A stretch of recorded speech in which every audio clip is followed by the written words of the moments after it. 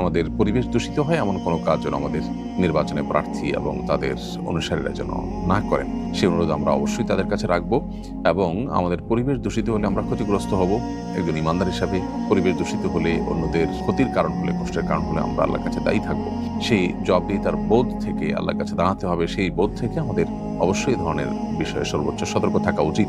যে ধরনের প্রচারণায় অন্যের অধিকার খর্ব হতে পারে, কারো দেয়ালে আমি লিখলাম তিনি এটা চান না, নিষিদ্ধ লিখে রেখেছেন, তারপর আমি লিখলাম গায়ের জোর খাটিয়ে, তাহলে সেটা যেমন অন্যায়, ঠিক তেমনিভাবে যত্রতত্র পোস্টার, প্লাস্টিক, আপনার ব্যানার, ফেস্টুনে ছেয়ে ফেলা এবং মানুষের ক্ষতির কারণ হওয়া, কষ্টের কারণ হওয়া, অ্যাক্সিডেন্ট হয়, রাস্তাঘাট দেখা যায় না এমনভাবে ঢেকে ফেলা হয়, আবার ধুলা বালি পরিবেশ দূষণের মতো বিষয় হয়। অতএব এগুলো কোনোটা যেন আমাদের আশপাশকে ক্ষতিগ্রস্ত না করে, আমাদের মানুষজন অন্যদেরকে যেন ক্ষতিগ্রস্ত না করে, সেজন্য সর্বোচ্চ দায়িত্বশীল থাকতে হবে তাদেরকে। আমি জনপ্রতিনিধি হওয়ার চেষ্টা করলাম, কিন্তু মানুষের ক্ষতি করে করলাম, তাহলে আমি প্রতিনিধি হয়ে মানুষের কি উপকারটা করতে পারবো?